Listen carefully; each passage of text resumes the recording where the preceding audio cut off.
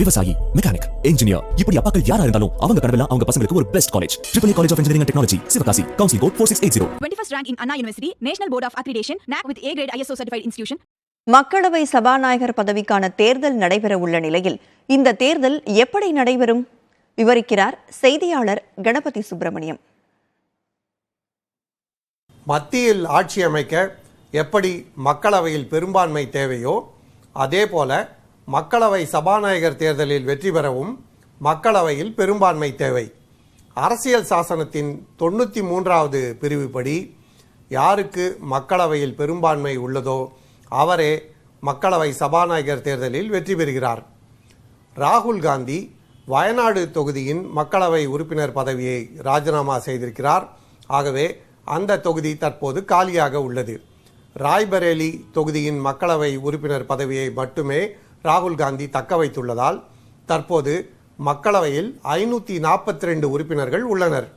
இதிலே 271 உறுப்பினர்களின் ஆதரவு யாருக்கு கிட்டுகிறதோ அவரே மக்களவை சபாநாயகர் தேர்தலில் வெற்றி பெறுவார்.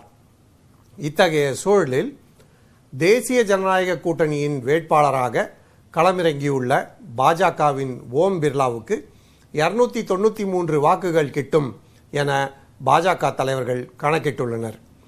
பாரதிய ஜனதா கட்சியின் 240 வாக்குகள், தெலுங்கு தேசம் கட்சியின் 16 வாக்குகள் மற்றும் ஐக்கிய ஜனதா தளம் கட்சியின் 12 வாக்குகள் இதிலே அடக்கம்.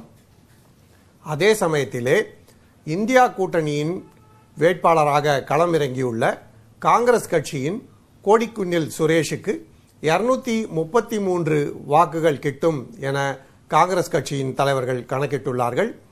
மேலும் தேசிய ஜனநாயக கூட்டணி மற்றும் இந்தியா கூட்டணியில் இணையாத மக்களவை உறுப்பினர்களின் வாக்குகளை கவர அவர்கள் முயற்சி செய்து வருகிறார்கள்.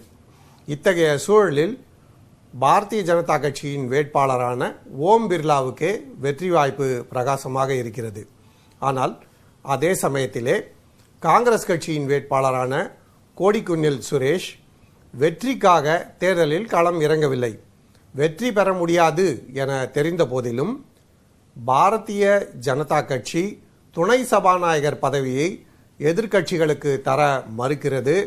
பாரதிய ஜனதா கட்சி சர்வாதிகார போக்குடன் செயல்படுகிறது என்பதை காட்டும் விதமாகவே சுரேஷ் சபாநாயகர் தேர்தலில் களம் இறங்கியுள்ளதாக காங்கிரஸ் கட்சி தலைவர்கள் தெரிவிக்கிறார்கள். இப்படிப்பட்ட சூழலிலே பல ஆண்டுகளுக்கு பிறகு மக்களவை சபாநாயகர் தேர்தல் நடைபெறுகிறது. அதிலே ஓம் பிர்லாவே மீண்டும் வெற்றி பெற்று சபாநாயகர் ஆவதற்கான வாய்ப்பு அதிகமாக இருக்கிறது. ஒளிப்பதிவாளர் லோகேஷ் ராஜாவுடன் புதிய தலைமுறைக்காக கணபதி, புதுடெல்லியிலிருந்து. விவசாயி, மெக்கானிக், இன்ஜினியர், இப்படி அப்பாக்கள் யாரா இருந்தாலும் அவங்க கனவெல்லாம் அவங்க பசங்களுக்கு ஒரு best college. AAA College of Engineering and Technology, Sivakasi. Counseling code 4680. 21st rank in Anna University, National Board of Accreditation, NAC with A grade ISO certified institution.